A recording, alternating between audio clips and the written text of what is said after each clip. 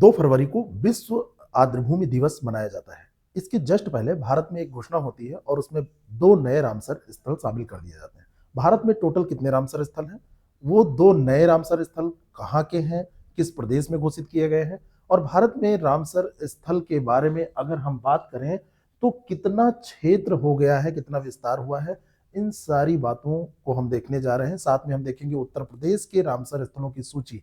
मैं हूं ओम पांडे, आपका गाइड, आपका दोस्त। बिना किसी देरी के चलिए शुरू करते हैं इस वीडियो को।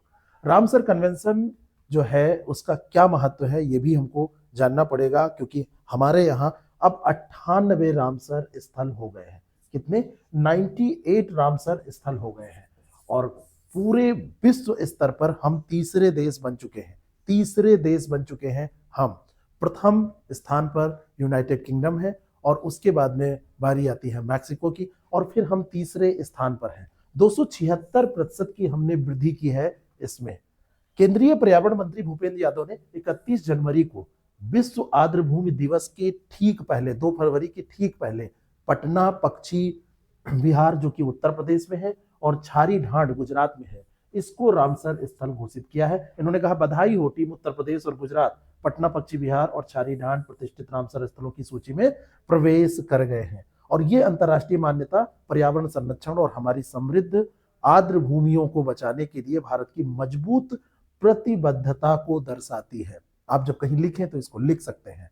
रामसर कन्वेंशन संरक्षण के वैश्विक मानक की अगर हम बात करें तो 1971 में ईरान में आर्द्र भूमि पर एक कन्वेंशन हुआ था। भारत का प्रवेश इसमें होता है 1 फरवरी 1982 को। इस संधि पे भारत हस्ताक्षर करता है और ये उन आर्द्र भूमियों को दिया जाने वाला टैग है जो अंतर्राष्ट्रीय स्तर पर दुर्लभ, अद्वितीय और जैव विविधता के लिए महत्वपूर्ण है। लुप्त प्राय प्रजातियों का संरक्षण और इकोसिस्टम का सतत उपयोग कर बढ़ाना इसका लक्ष्य होता है। पटना पक्षी विहार उत्तर प्रदेश एटा में है, एटा जिले में है। यूपी का 11वां रामसर स्थल ये घोषित किया गया है। 10 पहले से थे और 1 ये बढ़ गया है। 178 पक्षी प्रजातियां यहाँ पर पाई जाती हैं, 252 वनस्पति प्रजातियां पाई जाती हैं और ये प्रवासी और स्थानीय पक्षियों के लिए एक महत्वपूर्ण आवास के रूप में जाना जाता है। छारी ढांड की बात करें, ये कच्छ गुजरात में है, रेगिस्तान के बीच में जीवन का आधार है। कच्छ जिले में है। चिंकारा, भेड़िया, कराकल, रेगिस्तानी बिल्ली और लोमड़ियों के लिए जाना जाता है। हजारों प्रवासी पक्षी और लुप्त प्राय प्रजातियां यहाँ पर आके शरण लेती हैं। ये दोनों जो रामसर स्थल हैं, इनके आने के बाद में अब संख्या हो गई है 28। तो हमारे पास केवल 26 रामसर स्थल हुआ करते थे। 276% की वृद्धि ये दर्शाती है कि हमारी सरकार ने बहुत ही ज्यादा सुनियोजित तरीके से इस क्षेत्र में काम किया है। और पर्यावरण मंत्री भूपेंद्र यादव ने जब 2 नए रामसर स्थलों की घोषणा की, तब मोदी जी ने कहा कि यह जानकर खुशी हुई है कि एटा और कच्छ के स्थलों को रामसर साइट घोषित किया गया है। जैव विविधता को संरक्षित करने और महत्वपूर्ण इकोसिस्टम की रक्षा करने की हमारी प्रतिबद्धता को फिर से पुष्ट करता है। अब आप देखिए, ये सब जब क्षेत्र हमारे यहाँ बढ़ रहे हैं, इसका मतलब है कि हम प्रकृति संरक्षण पर ध्यान दे रहे हैं। तो वैश्विक मंच पर भारत तीसरा देश बन गया है। 98 साइट्स हमारे यहाँ पर है। लुप्त प्राय प्रजातियों जैसे रेगिस्तानी लोमड़ी, प्रवासी पक्षी के लिए ये बहुत अच्छे आवास होते हैं। और नीति संरक्षण और परिरक्षण की यात्रा जो हम कर रहे हैं, पॉलिसी प्रोटेक्शन और प्रिजर्वेशन की, ये पुष्ट हो रही है कि हम सही दिशा में जा रहे हैं। उत्तर प्रदेश के 11 अगर रामसर स्थलों की बात करें, ऊपरी गंगा, हैदरपुर, बिजनौर, सूर सरोवर, सरसाई नवर, समन, पटना, नवाबगंज, सांडी, बखीरा, पार्वती अरगा और समस्तीपुर, ये 11 रामसर स्थल हैं जो पूरे यूपी में फैले हुए हैं। और भारत में दूसरे स्थान पर है यूपी, तमिलनाडु के बाद। तमिलनाडु में रामसर स्थल सबसे ज्यादा है और उसके बाद में इसकी बारी आती है यूपी की, जिसके हैं 11। ठीक है, कौन बताएगा कि तमिलनाडु में कितने रामसर स्थल हैं? पटना पक्षी विहार जो अभी पक्षी अभ्यारण्य ये घोषित किया गया है, ये एटा में है, यूपी का सबसे नया और छोटा है।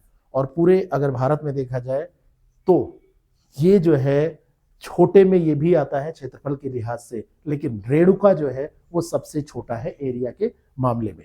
बखीरा अभ्यारण्य संत कबीर नगर में है। हैदरपुर वेटलैंड बिजनौर में पड़ता है। सुर सरोवर आगरा में है। ऊपरी गंगा नदी ये नरोरा में पड़ते हैं।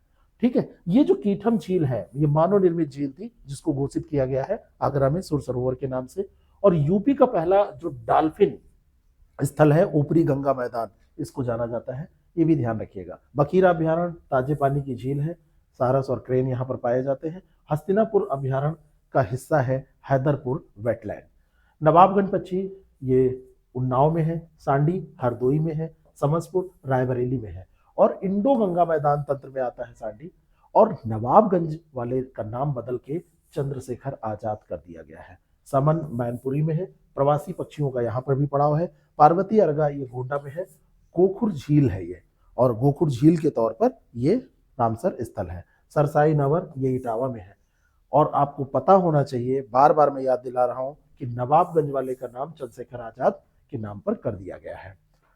आप याद रखने के लिए, नवाब साहब ने ऊपरी गंगा में पार्वती और समन के साथ मिलकर बखीरा और पटना के सुर में साड़ी बजाई, ये करके आप याद कर सकते हैं। 8 ही आपको याद हो जाएंगे, नवाबगंज, अपर गंगा, पार्वती रंगा, समन, बखीरा, पटना, सुर सरोवर और सांडी, और बाकी समसपुर, सरसाई और हैदरपुर आप तैयार कर लेंगे, तो ये 11 के 11 आपके तैयार हो जाएंगे। जो यहाँ से आपसे एमसीक्यू बेस्ड क्वेश्चन पूछे जाएंगे, पहला सवाल यही पूछा जाएगा कि पटना पक्षी अभ्यारण्य किस राज्य में है। तो बिहार नहीं टिक करना है, बिहार में पटना राजधानी है, वहां का शहर है, लेकिन ये उत्तर प्रदेश में है। कहाँ पर? बिहार में नहीं, उत्तर प्रदेश में। और कहाँ पर है? एटा में है। और छारी ढंड जो है ये आर्द्रभूमि कहाँ पर स्थित है? ये गुजरात में, कच्छ में स्थित है। ठीक है, अक्सर आपको जब ये सुमेलित करने पूछा जाता है तो बिहार दे देता है, तो आप भ्रमित नहीं होंगे। मुख्य परीक्षा में पूछा जा सकता है कि रामसर स्थल केवल पर्यावरण नहीं, जल सुरक्षा भी उपलब्ध कराते हैं, टिप्पणी कीजिए। तो आप इसको कैसे करेंगे? आप ऐसे बताएंगे कि जो हमारा ग्राउंड वाटर रिचार्ज है वो इससे समृद्ध होता है, जो सूखे की स्थिति है उससे हम लड़ सकते हैं। अमृत धरोहर योजना से इसको जोड़ के इको टूरिज्म और संरक्षण के क्षेत्र में एक प्रयास आप मान सकते हैं। स्थानीय समुदायों की अगर बात करें तो स्थानीय समुदायों को आजीविका देने का ये काम करते हैं, जल उपलब्धता का ये काम करते हैं। तो मुख्य परीक्षा में वेटलैंड को मानव अस्तित्व और जल सुरक्षा के लिए अनिवार्य संसाधन के रूप में प्रस्तुत करके आपको ये सवाल करना चाहिए। बात समझ में आई? जब भी आप कोई टॉपिक पढ़िए तो प्रीलिम्स और मेंस दोनों को साथ साथ लेकर चलिए। आप सोचिए कि इस पर आप कैसे लिख सकते हैं, आप सोचिए कि आप इस पे प्रीलिम्स के जो क्वेश्चन है वो कैसे कर सकते हैं। ये वीडियो आपको कैसा लगा हमें जरूर बताएं। अगले वीडियो के लिए चैनल को सब्सक्राइब करें, और अगर कोई बात आपको कहनी है तो कमेंट बॉक्स में जरूर बताएं। Thank you so much.